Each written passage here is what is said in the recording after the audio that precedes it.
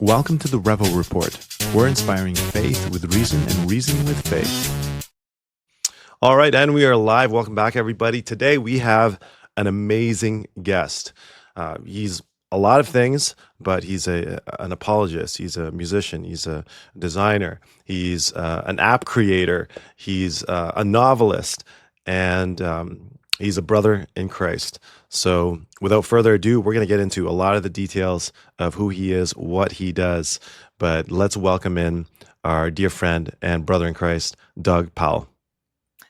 Thanks for having me.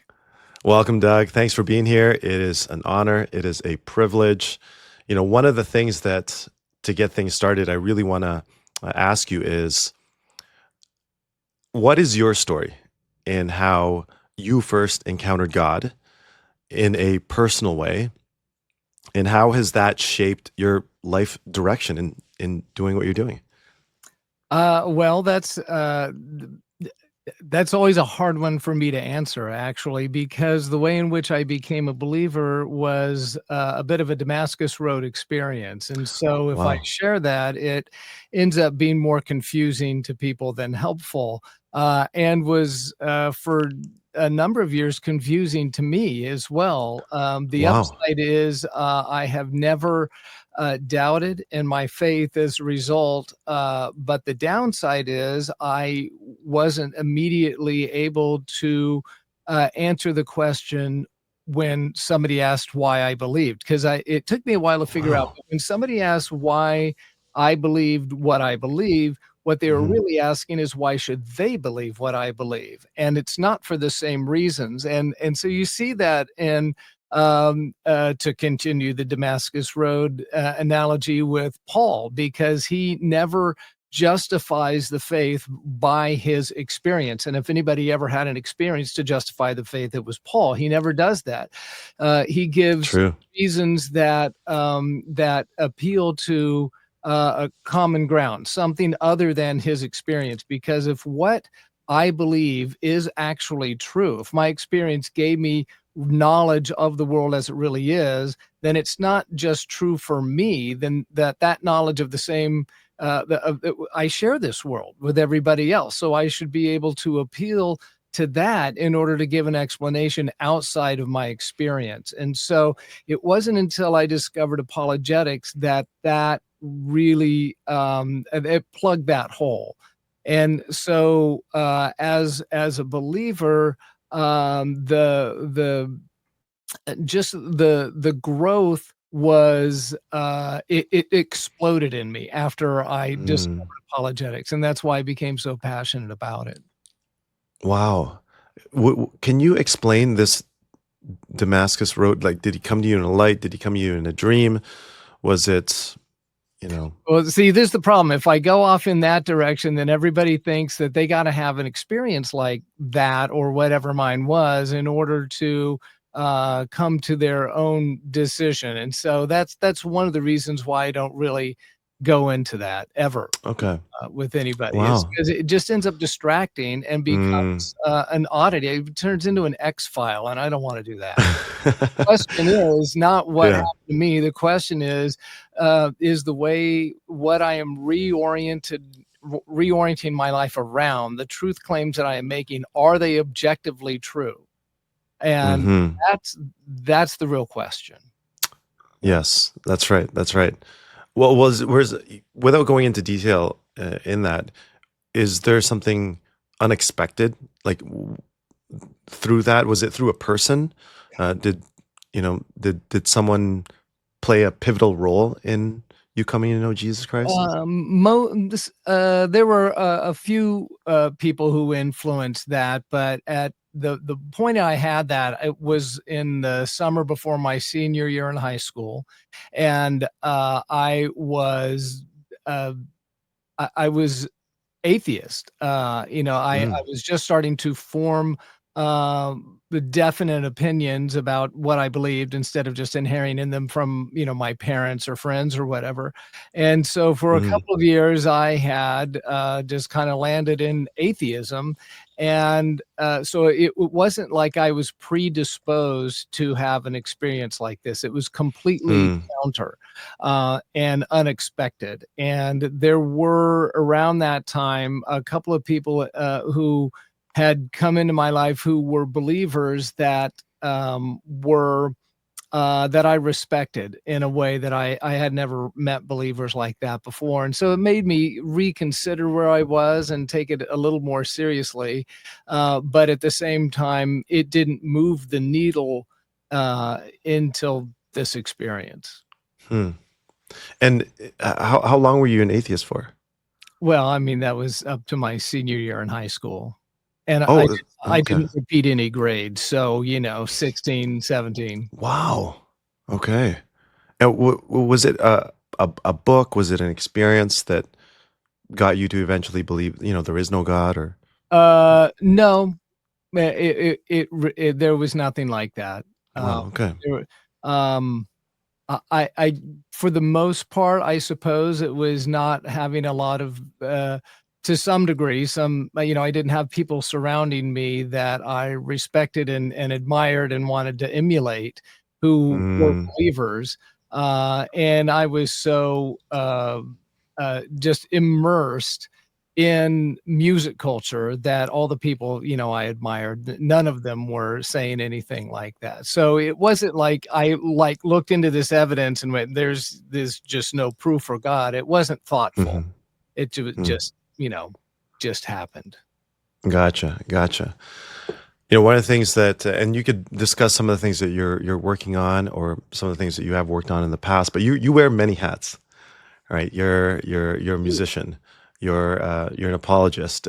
You've written kids books. You're writing these archaeological novels, right? That telling kind of like the Da Vinci Code, but true, Except they're true. right? Yeah. Except they're true, right? Which for a long time, when the Da Vinci Code came out, I think I was in either in high school or first year college. I can't remember exactly, but I remember really thinking, "Oh wow, Jesus got married, and this is the bloodline," and and I thought it was true because of that disclaimer at the that white text, the white black background, right? Uh-huh.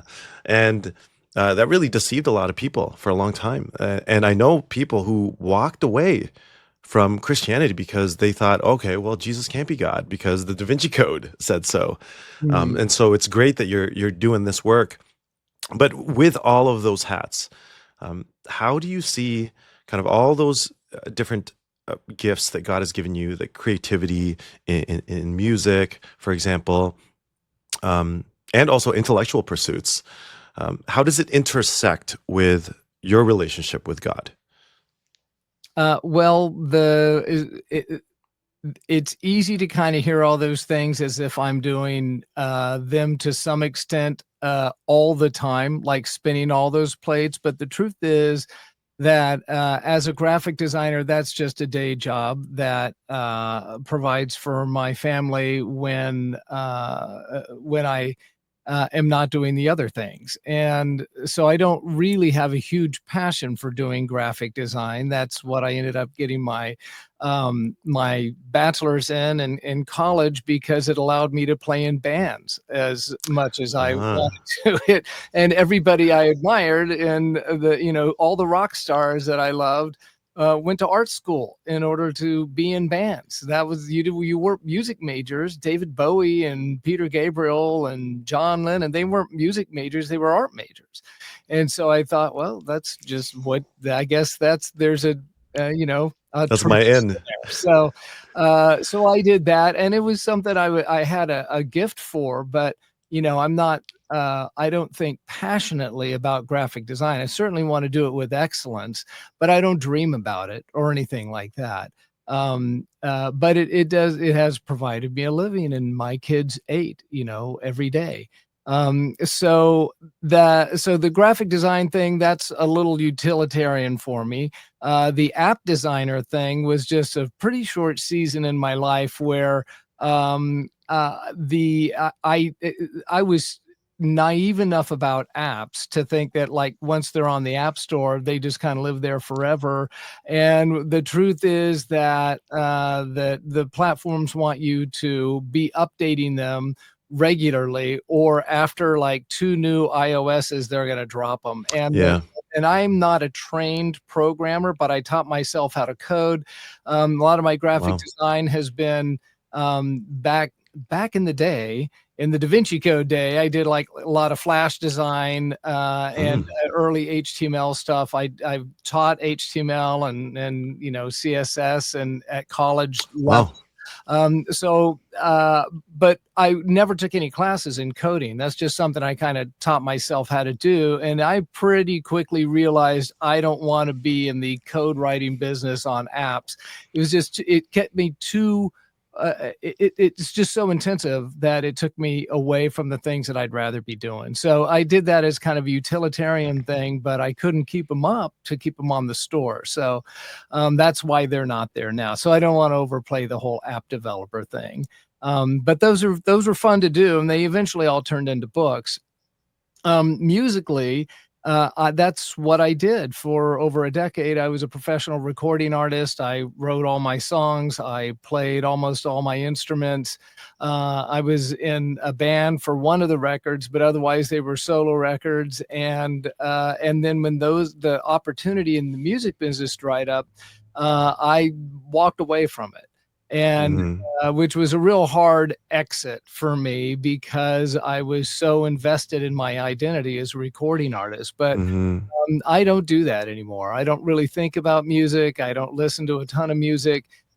Every once in a while in the last 5 years, I've had the opportunity to work with one of my heroes who I didn't know beforehand, but one of my former bandmates plays with, and that's Alan Parsons. So I've ended up doing co-writing a couple songs with him on each of his last 2 records and being able to perform on them. And I love Alan Parsons, and that's super fun. And he had Tommy Shaw sing one of the songs, and I love Tommy Shaw and Styx, and so that was cool. And but the next day I was back at the day job after Tommy Shaw recorded this vocal one day, and the next day I'm back at graphic design stuff. So, and I'm okay with that. I'm not trying to make a music business career anymore, and I wouldn't even know how to go about it. My son does it. He plays in a band called Soccer Mommy, and I think they're going to be on Fallon this week sometime. Whoa. No, not Fallon, Kimmel. It'll be their 3rd time on Kimmel. Oh, wow. What it is. So they're doing really good. That's a big deal. Yeah. So he's having all the success that I never really did. And he's got all my old gear, so I can't even do anything. Wow. Idea for a song. So that's amazing. I passed all that on to him.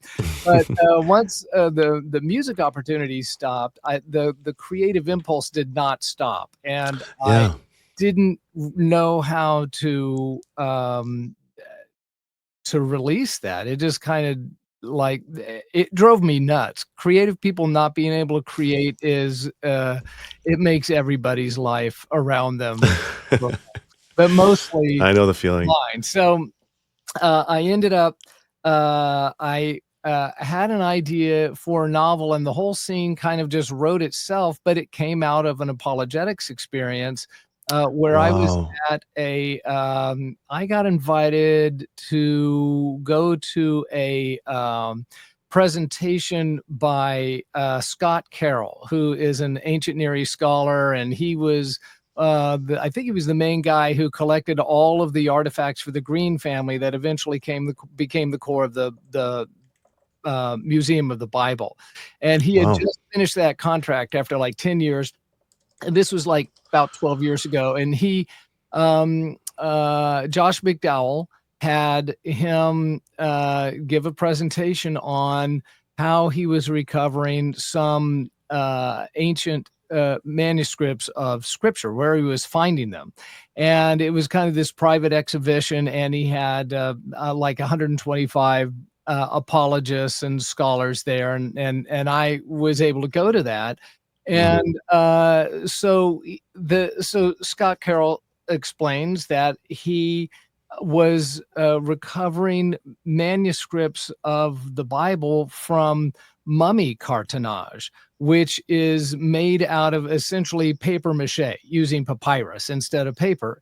And that the idea is that there are when someone was important enough to be mummified and buried, and their servants and pets and things were mummified and buried with them, these less important people and animals would get these paper mache masks instead of the wooden ones that are all painted in gold and stuff. And so the paper mache stuff Mm. I mean, papyri was still so expensive, you couldn't just use blank sheets. And so they'd send somebody down to the trash dump and pick up a bunch of discarded books and business records and things like that, and whatever people would be thrown away, and that's what they use for papyrus. So he thought, if you got a piece of cartonnage, a mummy mask from the right time period in the right location, and you were able to figure out a way to deconstruct it, to take all the strips of papyri off again and see the writing on there, no telling what you would find. If you might be able to find an ancient copy of scripture. And so Wow. he had two masks, and he put some spray fix on the front side so it would retain its shape, but he was going to deconstruct the structure. And he took the mask over to a stainless steel industrial sink in like a pantry at this mega church we were at, and he had a camera right above it, so it was looking straight down in it, and he had a mic headset, and he was describing what he was doing, and he sunk this mask into this proprietary solution he developed, and kind of started massaging the back of it, and then he pulled out a piece of papyrus, and he said, well, it's got like, this is these are Greek characters, but it's Egyptian text. So, it's a Demotic language, and it's like 4th or 5th century. And he sets it aside, and he just does it for like a couple hours. And so we're sitting there thinking, this is the absolute coolest thing I've ever seen in my life. And, Yeah. and there he is, there's Scott. Yeah. So So that's yeah.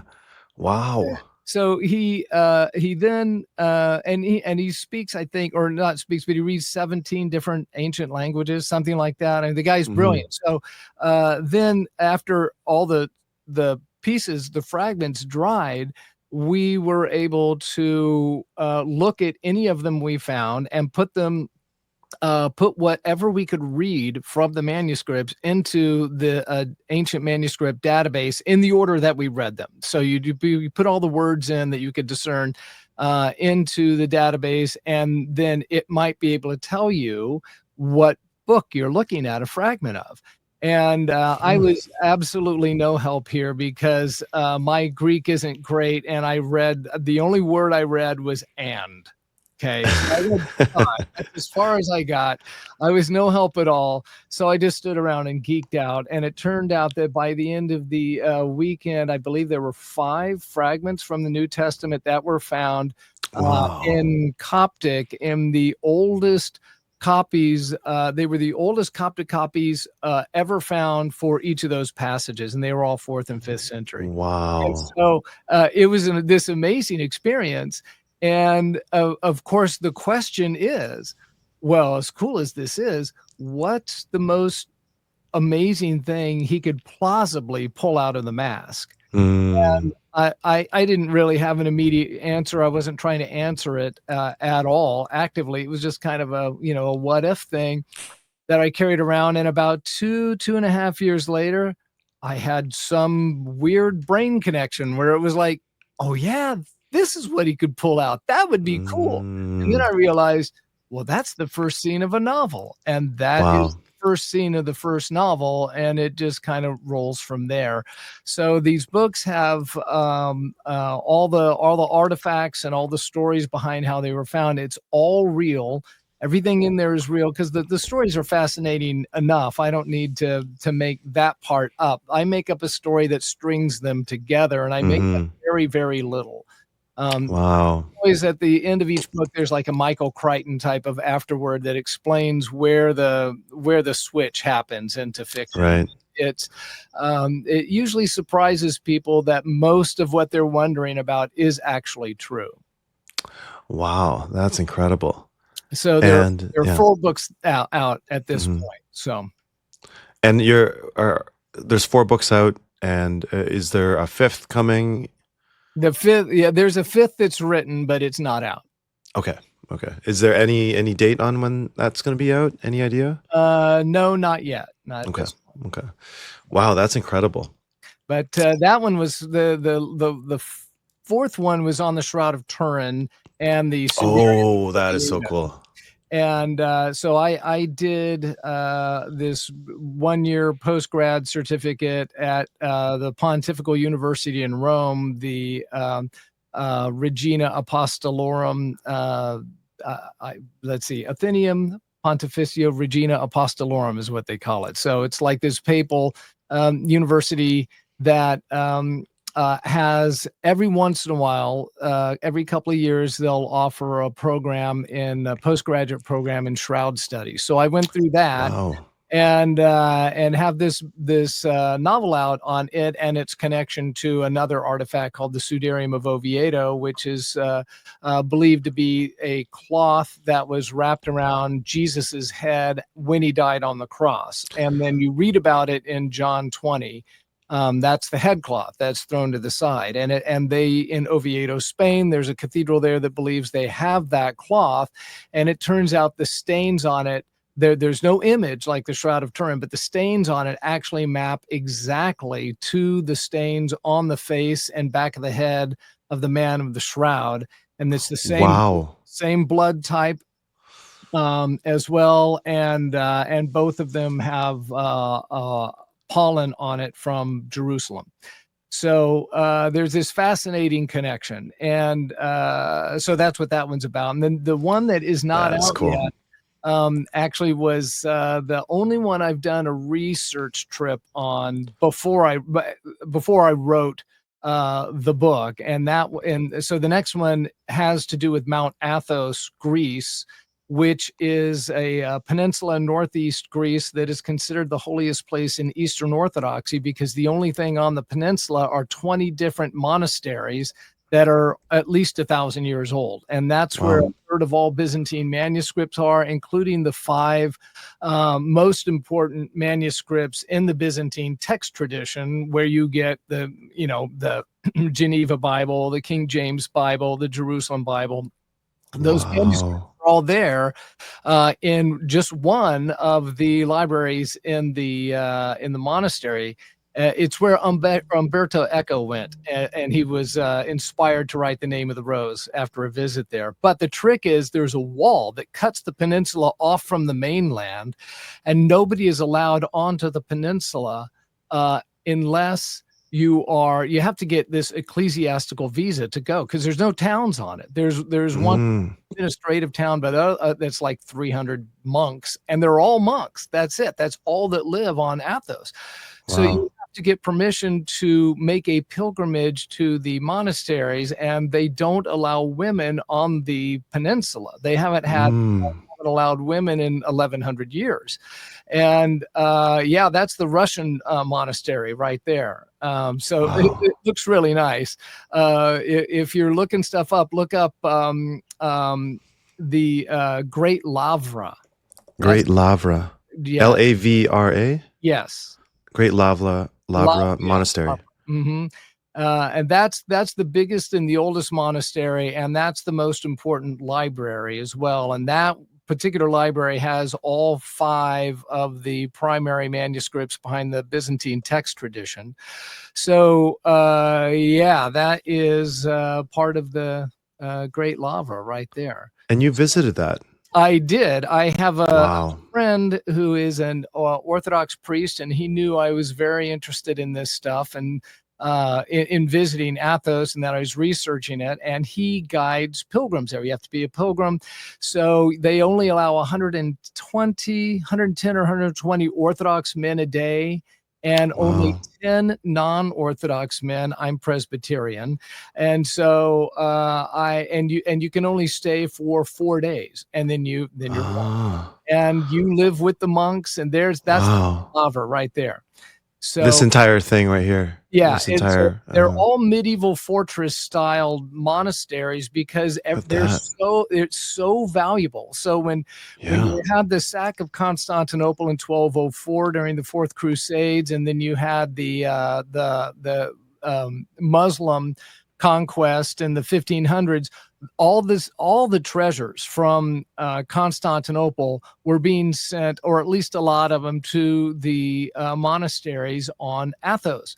And so they're just Mm. filled with incredible riches of Wow. icons and ancient manuscripts, and of course they don't care at all for worldly treasure, and Yeah. so they have these. A lot of times, historically, they've been kind of antiquated modes of preservation, and the Mhm. monasteries are currently being modernized to help protect the treasures they have. But it's slow going. I mean, you can look at along the south wall there, the To bottom this one wall. here. This Yeah, one here. Yeah. it's pretty dilapidated. Yeah.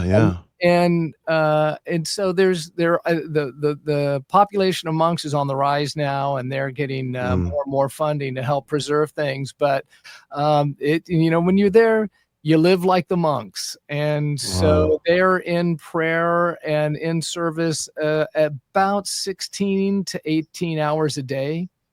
So my day was getting up at 4 a.m. and without breakfast or anything like that, you just go straight into a service, and you do the service of the midnight office for about 20 minutes, which then seamlessly rolls into the service of matins, which lasts about an hour and a half, which seamlessly rolls into the divine liturgy for another hour and a half or so. So you start off your day Wow. going for about 3.5 or 4 hours in this service that's entirely in Greek, and it's done standing. Wow. So, and for a guy who can only read the word "and," that's a long service. Yeah. But Yeah. Right. it was a pretty Wow. amazing experience. So the next book is all on that. That is cool. That is so cool. How did that experience, visiting there, enhance your relationship with God? Did that change the way you view Eastern Orthodox? I had been doing part of the fun of doing the books is that I have had to do deep dives into Eastern Orthodoxy, and then Right. in the case of the Shroud, Roman Catholicism, and then I was going through that program at a Pontifical Institute. So as a Presbyterian, getting introduced to the kind of the all the weeds of the differences has been Mhm. incredibly helpful to me. And I end up coming out thinking, I wish I had this from this tradition and this from this tradition, and plug it into my tradition. Because I'm telling you, going in, if you find interiors of any of the Catholicons, the chapels on Athos, or almost any Orthodox church, and you compare that to any Presbyterian church, Presbyterian, just the architecture and stuff, it looks like poverty when you after you are in an Orthodox situation. They have it is a full sensory experience in Eastern Wow. Orthodoxy, and it is so aesthetically rich in every sense, for all of your senses. I love that. I Right. absolutely love it.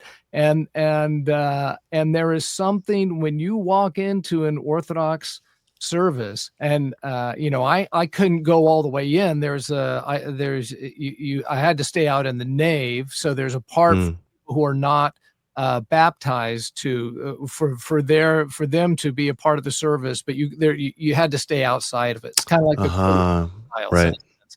So I had to stay there, but there it's an astonishingly ancient and rich service that has this Wow. otherworldliness to it that Yeah. the transcendence and mystery of God that's so emphasized in Orthodoxy is undeniable. And it's something that I wish I had more of in my tradition of Presbyterianism.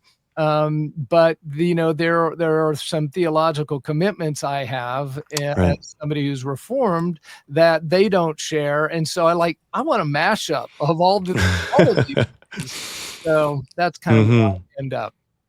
Man, that's so cool, and I can relate because so it was my grandfather that was one of the founders of this Pentecostal church here in Toronto, and in my teens I had backslidden. And I was an atheist for a period of time, and then agnostic, and then a pantheist.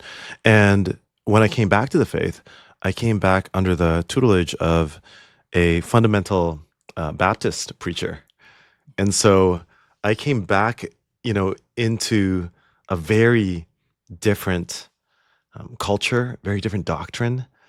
And I had to kind of wrestle a lot of my theological understandings and really wrestle with God for a period of time in these things. And I would see the beauty of how the Pentecostals would put an emphasis on, the gifts and really trying to hone in on the Holy Spirit and be sensitive to the leading of the Holy Spirit. But then I just loved the focus on the fruit of the Spirit with the Baptists and really cultivating the fruit of the Spirit and fidelity to the Word of God and proper exegesis and hermeneutics to the Word and the differences in outreach. And it was really something where I kind of had to amalgamate. So I bet it would be quite an experience delving into these topics at such depth, and then really kind of seeing, like you said, all senses, right? Because we've done weddings at Coptic weddings, and for them to even do the incense, right? Oh, taste and see that the Lord is good, and even from what you smell to what you see to the movement and everything. So that's absolutely fascinating. Have there been actually, I have so many questions for you, but I want to jump to the Shroud of Turin that you've done research in, because when I first started studying the Shroud of Turin, I think like a lot of people, I was very skeptical. But as I studied it more and more, I remember at one point I found myself just in tears because the evidence is so compelling. And I didn't realize that the headcloth actually matches the shroud. That's incredible. And has the headcloth also been studied as extensively as the shroud? Not as extensively, because you're clearly able to look stuff up. So if you type in Sudarium of Oviedo, it's How do you spell that? Sudarium. Sudarium of obviously Oviedo. Okay, Oviedo. Yeah. Okay, got it. Okay, So let me look it up see here. if you can get a picture of that, and I'll tell you what we're looking at. All right. There is no image on it. So whatever created the image on the shroud, it did not create any image on the cloth. But given how it's described in its placement separate from the burial shroud in John 20, it appears to not have been on the body when whatever put the image on the shroud put the image on the shroud. Okay. The image on the right is not helpful because it looks like a mask, and that's not what we're looking at here. Okay. The top left image is this one is helpful. Yeah. So what you're looking at here, that image is actually backwards. In person, it is flipped around the other way. So that thing right in the middle that looks like a seahorse head or something poking up. What you're looking at, the top rectangle. Is this better? This image here? Yeah. Go back, zoom out a little bit. Okay, so you can see now it's flipped around correctly, and you can see you're only looking at about the left 2/3 of it, right? In this case, but those are blood stains. They are type A or type AB, just like is on the shroud. Type AB is the rarest blood type by a lot, Hmm. and it is 3 times more common in Mediterranean Jews than it is Europeans.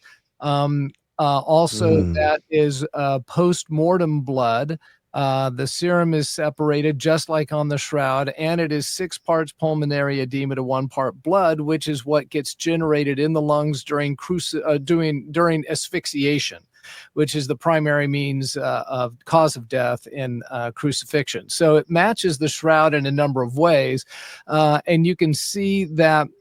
So the backside over on the left, that butterfly shape, is that corresponds to okay. So if you let me go back over here on the right, there is you can see it sketched out just slightly is the shape of the nose, and right in the middle of the Right nose. here.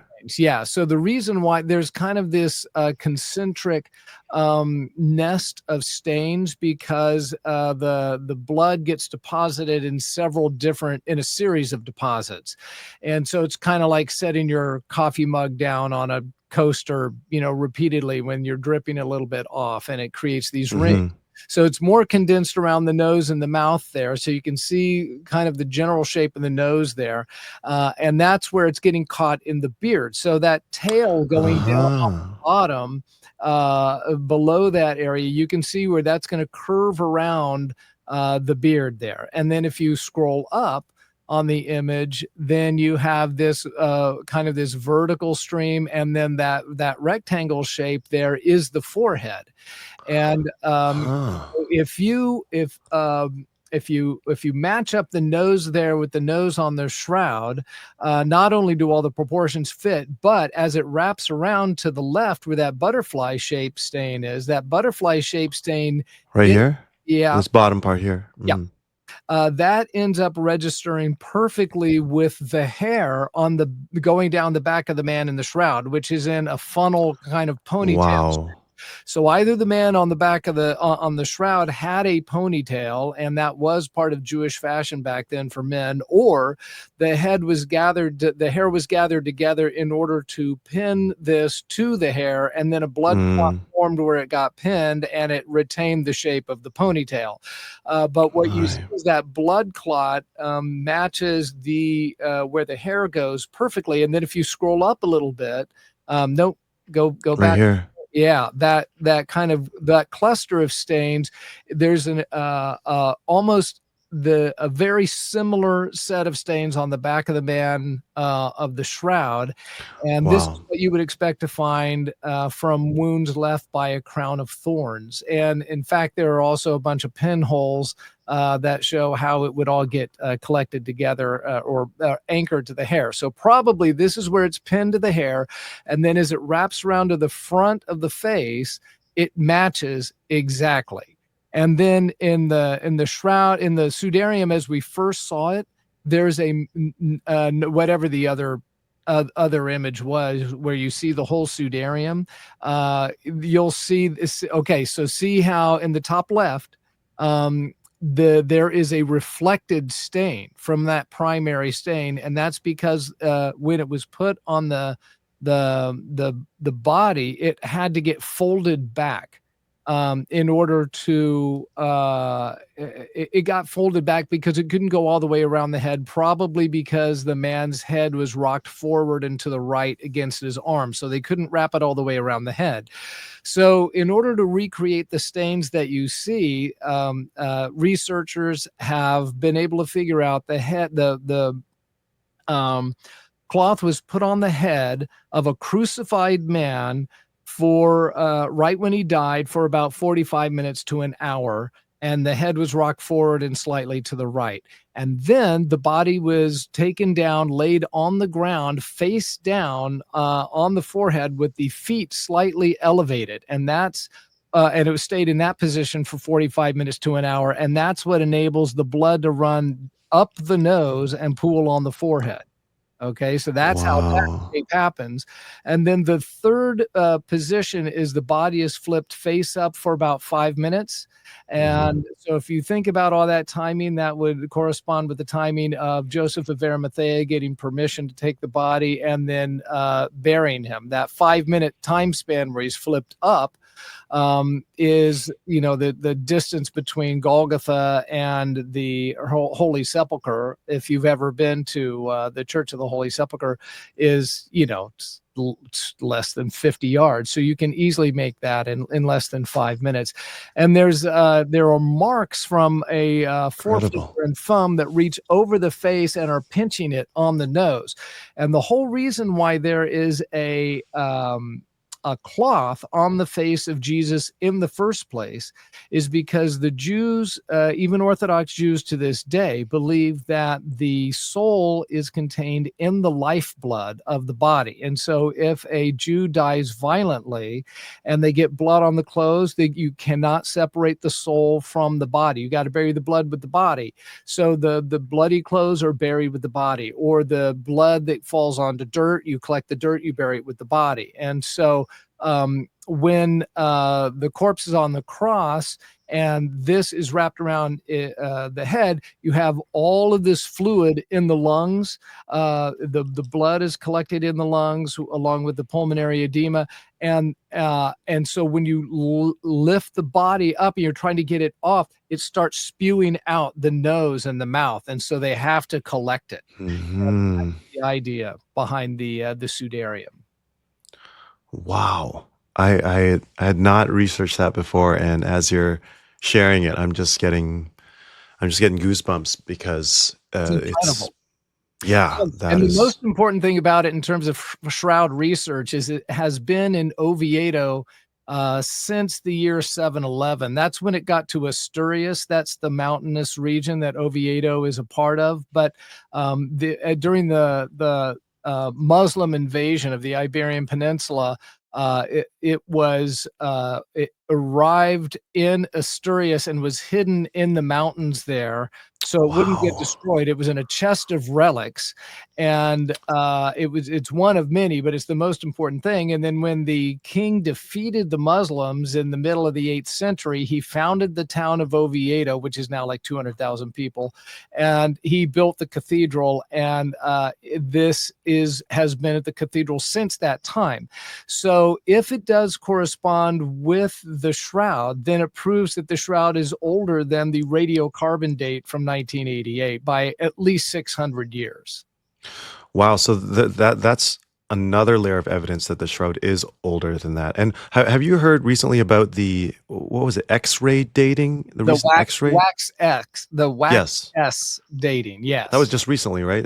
Is that a few months 2020 ago? 2022. I mean, it A kind of couple made of years the ago, yeah. rounds on social media a couple of months ago, but it's a couple years old. Right. And that one dates it back to at least the first century, doesn't it? Yeah, so this is the wax S is a technique that is not new, but it has not been used to date textiles before. So that's the thing that kind of needs to go through peer review to see if the scientific community fully embraces the results. But this is the novel use of it, the innovative use of this technique. So what it does is it measures the degradation of cellulose in the linen, and it doesn't assign a date to it. It just kind of assigns a degree of degradation of the cellulose. So in order to get any kind of date, what you have to do is have other pieces of linen of known dates and compare them when you do the wax S testing to that. It's the wide angle X-ray spectroscopy is what wax S is. So what they do Mm. is they've got a piece of linen from the 2000s and one from the Middle Ages, like the 1300s, one from about 500. They have one from Masada, which is from about 55 to 74 AD. And then they had a piece of linen that's like a 3000 BC Egyptian burial cloth. And when they did the tests on all of those cloths, the shroud matches almost exactly the one from Masada from the 1st century. It's almost identical. And so Wow. that's the best you can say. You can't say it absolutely proves it's from the 1st century. You can say that's Right. the one it most corresponds to. Right. Right. Gotcha. That's incredible. Have you done a story on the headcloth? Yeah, that's what the That latest is book is. It's okay. called The Invisible Thread, and it focuses mainly on the Sudarium, but and of course the importance is how it connects to the shroud. So you get Right. both. There's a lot of books on That the is so shroud, so cool. I wasn't going to go anywhere new with that. But tying it to the Right. Sudarium, that's something that it's this fascinating artifact that not a ton of people know about. Yeah, and even as you were sharing that, I was thinking, "Oh man, this would make such an interesting book." Because Uh, wow, I gotta read that because that sounds like an adventure, and just you kind of laying it out on the conquest and the raids of the Muslims, and then them having to go up and hide it and secure it. It's that's fascinating. It's well, just imagine, yeah. the quick story around its history, as far as we know, was written by the Bishop of Oviedo in the 11th century, and he says, he traces a few different historical documents for it. There's not a ton because I mean, it was probably in a chest of other relics, and there was no real name for it because a Sudarium Mm. is just a sweat cloth. This is something that Romans carried around in the 1st century in the parts of the empire that were sweaty and dusty. So you just had like a sweat rag, is kind of like the thing you see quarterbacks have so they can dry their hands off. That's what it was. It was that kind of thing. It was like a towel in the Hitchhiker's Guide to the Galaxy, where you just carry it around and use it for whatever you needed.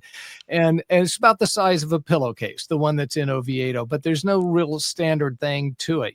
Burial shrouds were a certain thing, and a Sudarium was just kind of like, hey, hand me that rag, so I can wipe the sweat off. But so it's harder to find the documentary evidence for it. But what Paleo found, this bishop from Oviedo, is that there's a tradition that the disciples of the apostles made a chest and they put artifacts in it, including the headcloth.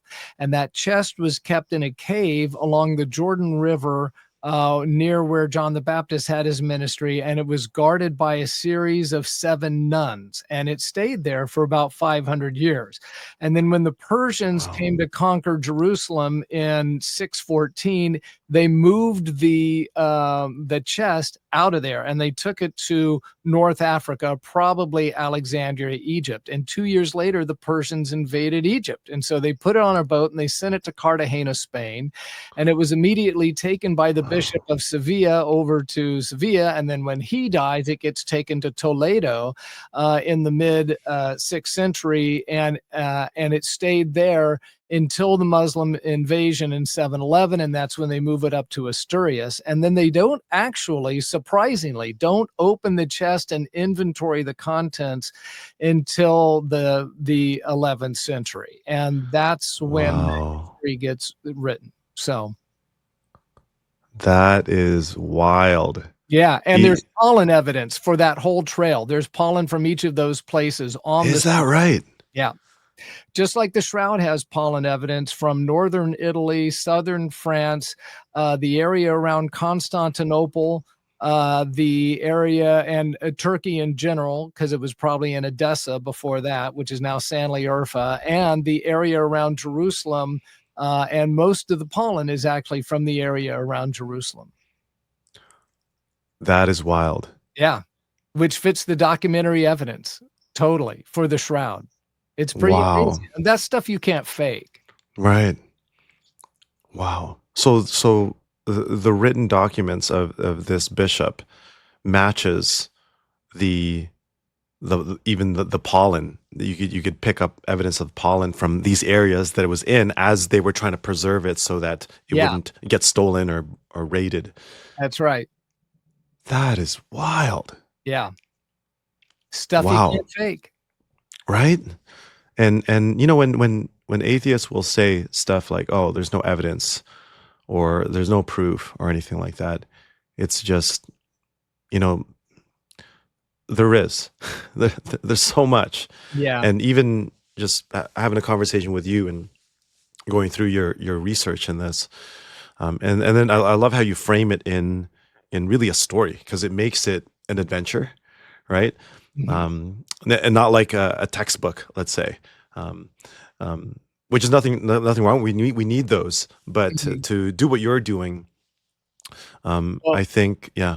what I have found is that, I am unusual in the sense that I love reading the textbooks, but I also love reading novels, and what I found out when I started writing the novels is that if, I've got a dozen apologetics books or so out, but the people who would read the novels are not the people who are interested in the apologetics books. There's really Mm, a fairly hard line between the readers of either one of those things. And so, just because I've had some success writing nonfiction apologetics doesn't mean that would translate at all. And it turned out to be kind of like Michael Jordan playing minor league baseball. That's what it is. It's a hard reset, totally different world.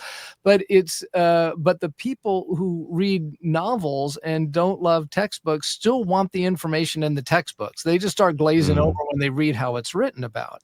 And I get that. So I try to keep this same level of integrity of information in the novels, but do it so there's a spoonful of sugar. So, right.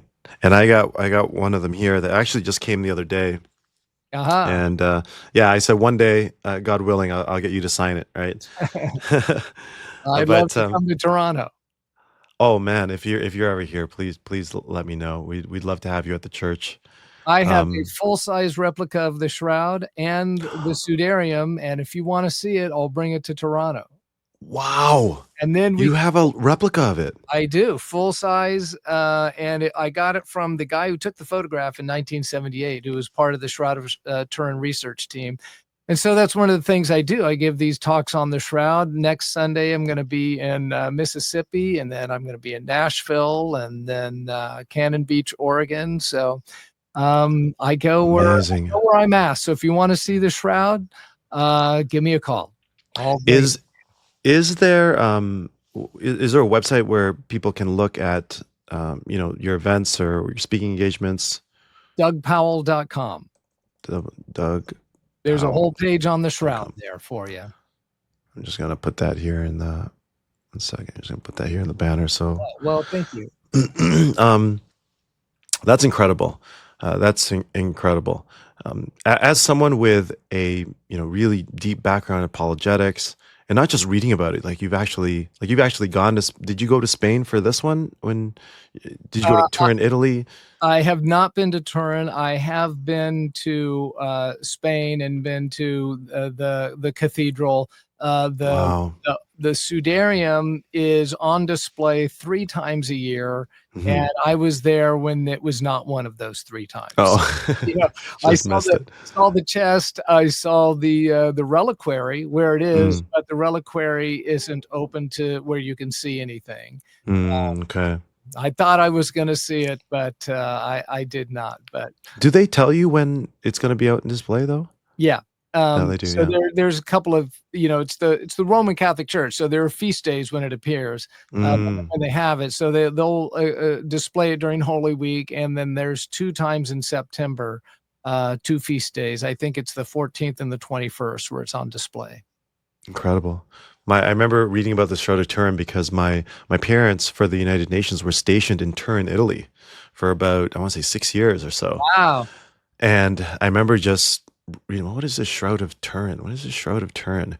And I never got to visit them while they were in Italy. That was a period of my life where I was really backslidden and living a very hedonistic lifestyle. But I was always curious. As soon as I started hearing about the Shroud of Turin, I started to really dig into it. And yeah, I was just brought to tears when you look at the evidence. You have to really not want it to be the Shroud of Jesus, I think, when you dig into it. And what do you think about in some Protestant circles? And we know that it's been fully embraced as, the shroud of Jesus in Catholic circles. But what about what would you say to our Protestant brothers and sisters who would say, you know what, we have to just not look into that, and that's not relevant, and we can just look to the Bible, and we'll have just look to the Word of God. Dismiss. I find some are dismissive of the Shroud of Turin. Mhm. What do you think about that? Well, a couple of things. I have shown it twice at an Orthodox cathedral in Birmingham, Alabama, and that's where my friend is the priest, and the guy who went to Mount Athos went. And the first time I was there, I kind of opened up the talk with this joke about the elephant in the room, that I am a Presbyterian showing a Roman Catholic relic at an Eastern Orthodox church, and the whole thing got set up by a Southern Baptist. They all kind of laughed. And then somebody came up to me during the break and said, it's not a Roman Catholic relic. This belongs to the undivided church. And it Wow. such a beautiful thing to say. That's how I've kind of always thought of it ever since, So if the history of it, as we understand it, is correct, it's been in Eastern Orthodox churches longer than it's been in Roman Catholic churches. And it's only actually been owned by the Roman Catholic Church since 1983. 1983. Before that, it was in private hands. It was owned by the hereditary King of Savoy, which was a duchy in old Europe. That was the area between southeast France and northwest Italy. And before it was in Turin, Italy, it was in Chambéry, France, and that was all part of Savoy. So when it appears in Europe for the first time in 1355, it's in the private hands of a knight, and he doesn't say where he got it or anything like that. And 100 years later, it gets sold to the King of Savoy, and it stayed in the hands of the King of Savoy until the last hereditary king died after the reconfiguration of Europe in 1983, and he bequeathed it to the Pope.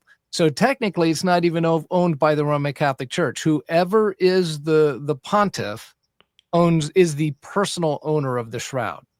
So Wow. that's how it works. It's not, the custodian of the shroud is the Archbishop of Turin, of the Cathedral of St. John the Baptist. So he really is who does the day-to-day, decides what happens to it and all of that.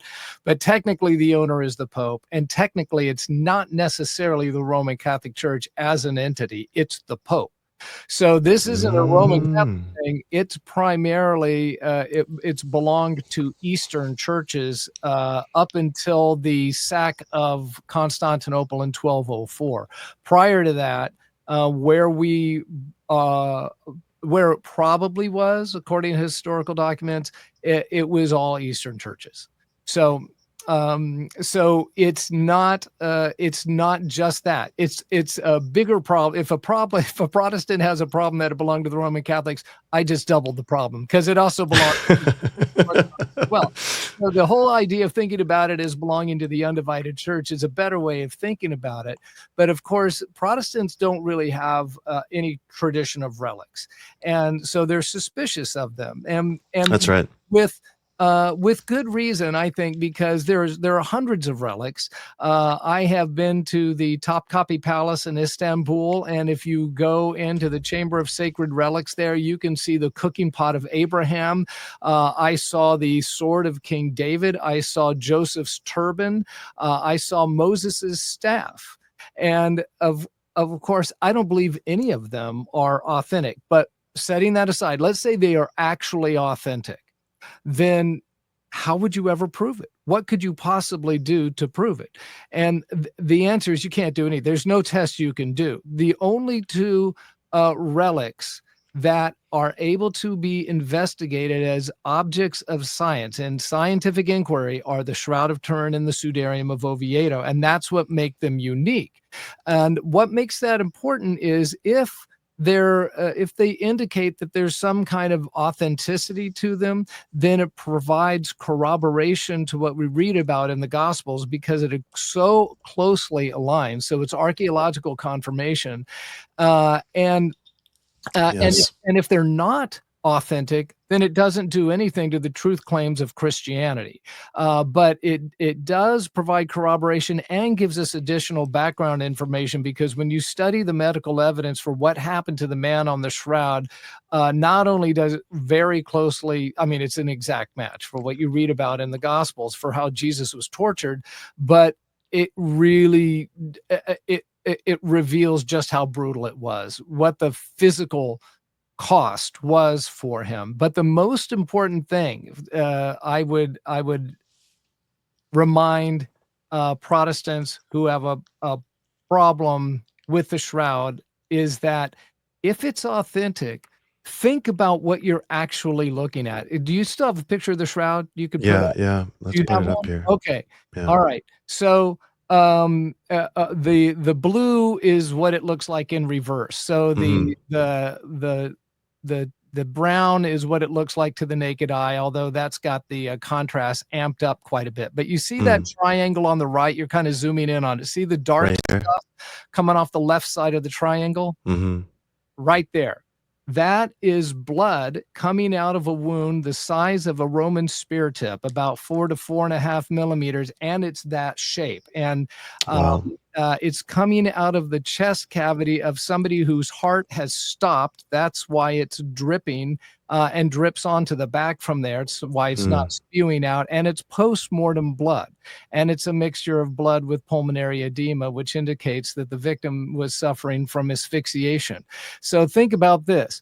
As Christians, we believe that Jesus shed his blood for the forgiveness of our sins, that is the blood of the covenant shed for many.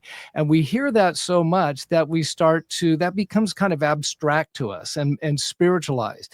But if that really is true, if we really believe that Jesus shed his blood for the forgiveness of our sins, that's the blood. You're Wow. looking at the blood right there. This is a confirmation. You can think of it in the same terms, the concrete terms, as the bodily resurrection was. Mhm. That's what we're looking at. Is very possibly the leftovers of that truth and the actual blood that was shed for you for the forgiveness of your sins. Wow. You know, one of the things that I find fascinating about it, being a photographer, is how it was a negative. It was a photo negative. Um, in researching that, have you like they still haven't been able to replicate how to create Correct. the shroud, right? That's right. It is because it is a digital negative, and kind of how camera sensors work, right? Light hits the sensor, it collects that sensor as a negative. Is Could that have been what happened? Could there have been this flash of light, in this instance, creating this negative image? Because it doesn't have there's no pigmentation or anything like that, but there is a visible image, right? Granted, like you said, the contrast is ramped up here, but is that what scientists are hypothesizing, that it was a blast of light that could have created this, kind of like an X-ray? Well, in the 1978 examination, which was the last significant scientific examination and the most in-depth one by far, the question was what created the image. And so you had 33 different scientists doing over 20 different tests, and the result, and they published all their results in peer-reviewed scientific journals. They didn't all believe the shroud was authentic. Some were Christian. Not all the Christians believed it was authentic. There were atheists, there were Jews. Okay, it was a mix. There was not a single belief, but they all wanted to know what put the image on the shroud. That's what they were trying to do. And these were serious scientists from like Los Alamos and Sandia and Caltech, JPL. So these were serious scientists, and they determined that they had no idea what made the image. They cannot explain it. What they can do conclusively explain what didn't make it. And what didn't make the image is any sort of paint, stain, dye, chemical, paint, any kind of biological oils or anything like that. You can't replicate the shroud using that. They found there was about 17 attributes of the shroud that if you try to replicate the shroud, it turns out you can make something that looks exactly like the shroud without explaining all 17 attributes. Like if so I've got this full-size replica of the shroud. It looks identical to the shroud because it's a photograph printed on cotton, but it doesn't have all the attributes of the shroud. There are things about it that the shroud has that my replica does not have. For example, one of the ways that they determine there is no, the image isn't made from paint or stain or dye or anything like that, is that the image is it's a degradation of the linen to the change in the chemical composition only on the outermost fibrils of the thread. So this linen thread, each strand of thread of linen has like 200 or 300 microfibrils of linen in it. So if you look at your shirt really close, you can see that what you think of as a thread is really a bunch of threads twisted together. And only the ones that are facing on the outside, only the parts facing the outside have this change in the chemical composition. And it's only one fibril deep, not one thread deep, one fibril deep. It doesn't penetrate into the middle of the thread. And then for the part of the shroud that shows the front side of the body, on the back side of the cloth, the image is also just barely present. But in the middle, there's no change whatsoever. Any kind of paint, stain, dye, oil, chemical, anything like that, pigment, it would penetrate the thread. You would find remains of that, and it's just not there. The other thing they discovered is that it has three-dimensional properties to it. So the change in the chemical composition is greater at the point where it looks like the cloth is closest to the body. So if it's draped on someone's body, well, first of all, the shroud is laying flat when you're looking at it, and there's no distortion to the image, which shows that the image is not made by contact with anything.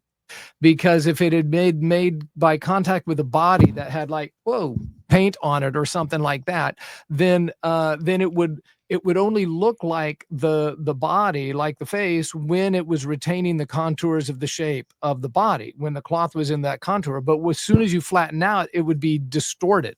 And this isn't distorted. So it's not made by contact. But look at how it's darker, like where the nose is and where the chin is. That means the cloth is probably touching there. Anywhere where it's the darkest, that's where the cloth is probably touching.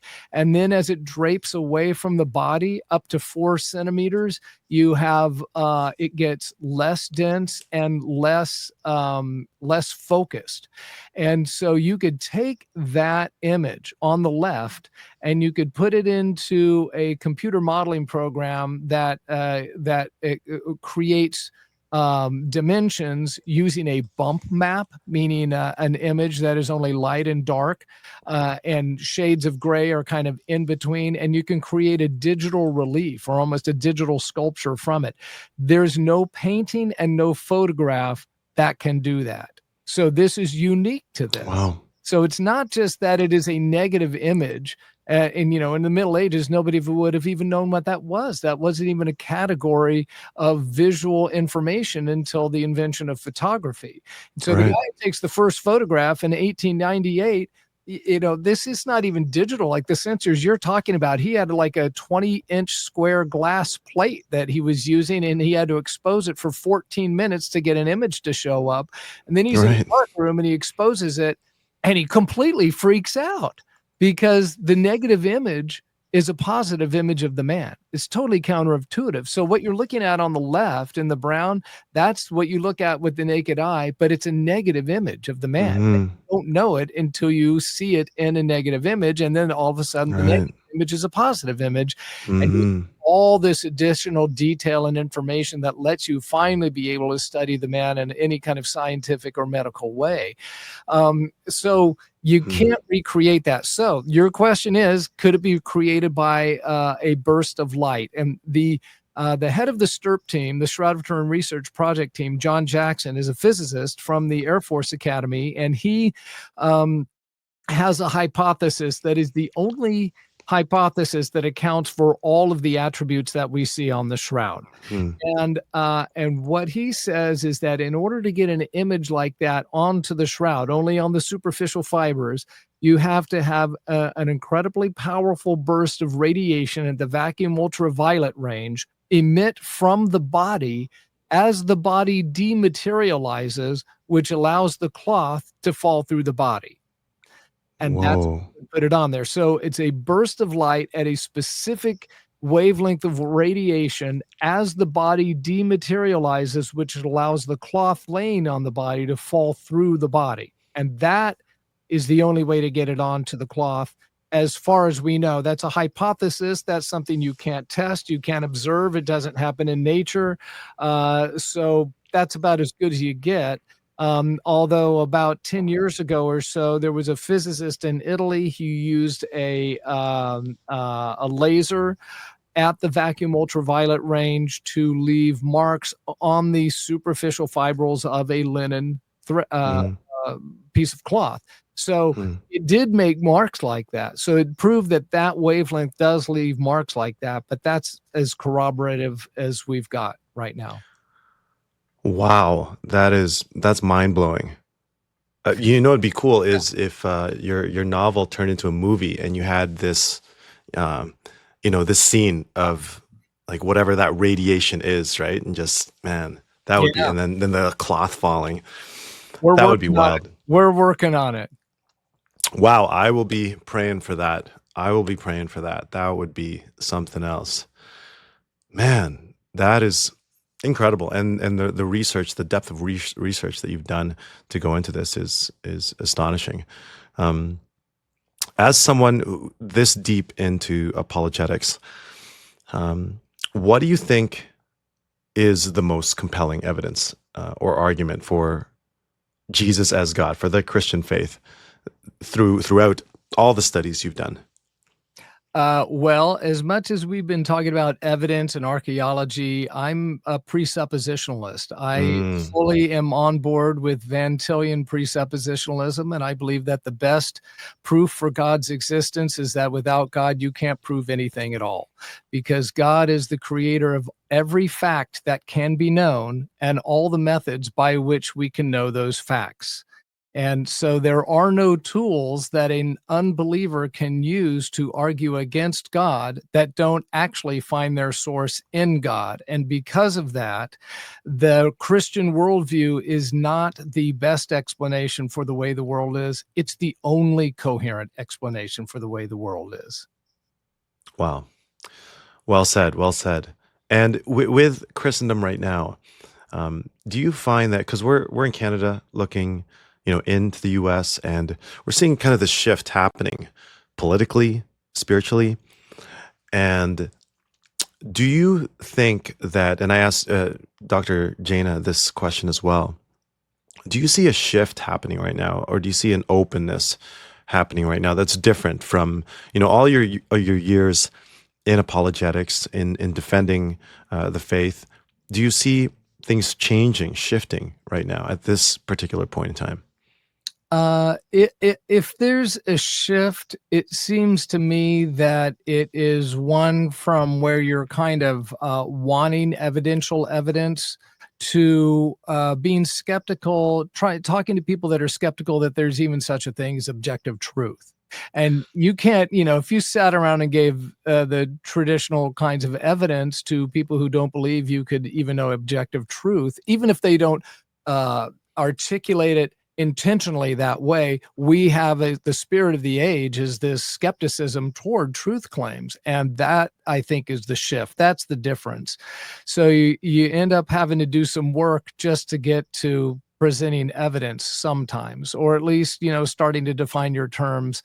But That's just the history of the human race is different varieties of unbelief and different philosophies that are well articulated unbelief that then apologists have to rise to the occasion and adapt to. So there's not one form fits all apologetic to every age at every time period and every culture. You respond to the needs of people. And so right now, it seems like the need is for objective truth to be able to you got to argue for that first, or at least as part of that argument, where it didn't seem like you used to have to. Right. And with Trump coming in and kind of reversing a lot of the woke the woke legislation or DEI, do you think that there could be a shift towards that? Like before, people were saying, "Well, what is a woman?" and well, how many different genders are there, etc. And with this administration kind of standing its ground on that, do you see things changing towards the more conservative side, let's say, or towards the more, hey, actually, we've tried this. There is no objective truth and there is no objective reality, and you can be whatever you want to be. And do you think there is a trend going in the opposite direction, as if we've swung to one side and now it's kind of swinging back? Well, I don't want to get outside my lane of expertise here and get into politics. And I'll just tell you, I'm completely conservative and I voted for Trump. But Trump's not going to solve all my problems, and I shouldn't expect him to. But in regards of toward the DEI stuff and the gender things that you're talking about, my sense, and I could be totally wrong, and I live in Nashville, and it may be different in other places, but my sense is that it's not a big shift Mm. at all. What it is in my view, it is the dismantling of the suppression of those voices. It's not that there's more Uh-huh. of those voices, it's just that they were stifled socially Okay. for various reasons, and you'd be stigmatized or punished in some way, socially or other, if you Or stood up. canceled even. Yeah, well, that's what I mean. So, that seems to be changing, but not that there are Mm. a bunch of people who are all of a sudden convinced of a different position. It's just their voices were silenced, is my perspective. Wow, that's interesting. Yeah, that's interesting because I've never kind of thought of it that way. But you're right. It seems like a lot of people a lot more people are speaking up now. So that might not be an indication that there's more people that are on that side, right? But they're just unafraid now to Yeah. vocalize what they believe. Yeah.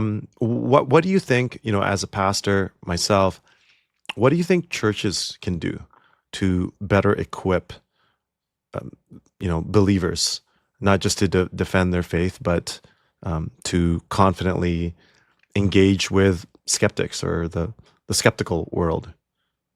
I think it has to be express or implied in any teaching situation Mm, that what I said earlier, that the Christian worldview is not the best explanation.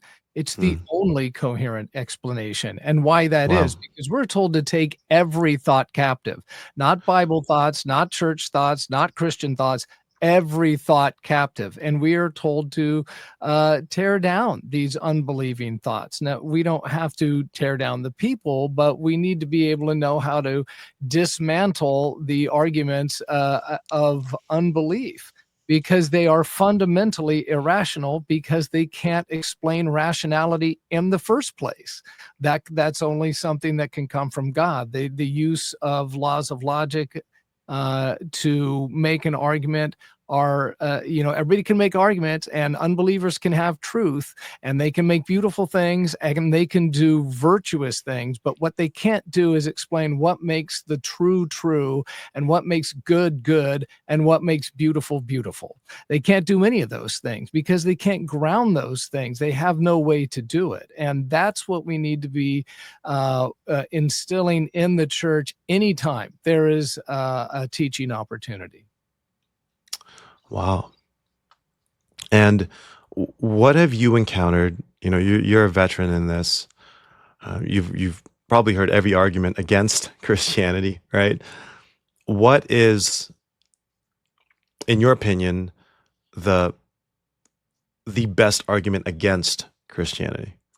Well, the one that is the hardest to answer is also the easiest to answer, which is the problem of evil. And what makes it the hardest to answer is that it's such an emotional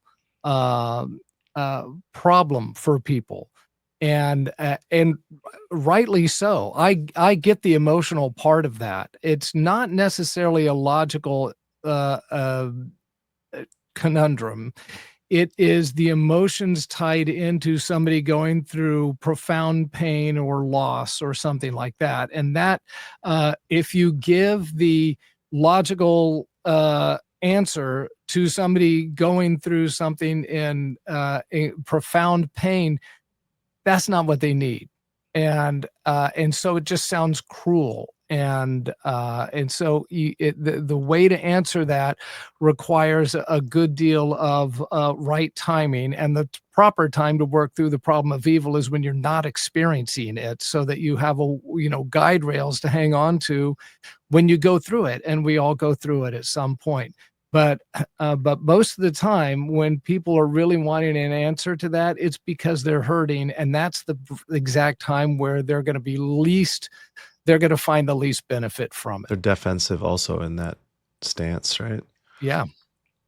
And so what can an apologist do, or even just a normal believer do in that situation where okay, clearly this person is defensive, clearly this is emotional? What do you do in that moment?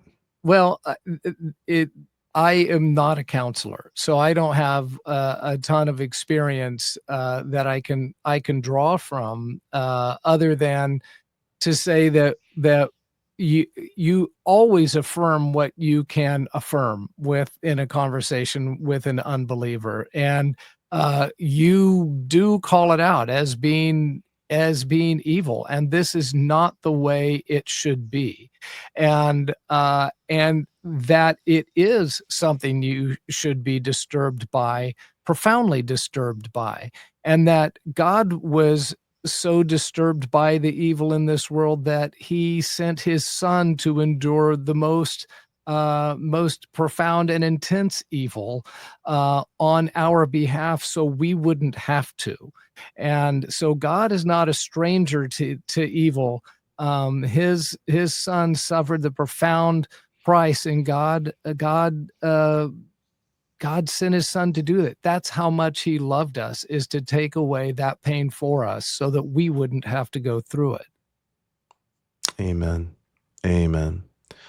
And just last question before I ask, what else is going on in all your other contacts, as you reflect on your journey and where God has taken you from unbelief to belief to music, to being a defender of the faith. What's one piece of advice you would give to, a young Christian who might be going, why did God create me? What does God want me? Does he want me to do music, or does he want me to do coding? Does he want me to do this and that? Does he want me to go into ministry, apologetics, science, what have you? Well, my advice is based on my experience. I grew up thinking I was going to be a professional musician. That's what my passion was, and that it was a calling. And because it was a calling, that would define my life. That's what I was going to do. That's what I was made to do. And it's not true. It didn't work that way. For some people it might.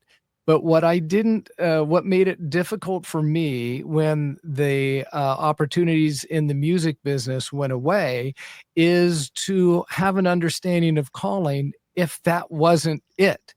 And Mm, so I came to understand that callings can only be for seasons sometimes. And my identity is not in the calling, it's in the caller.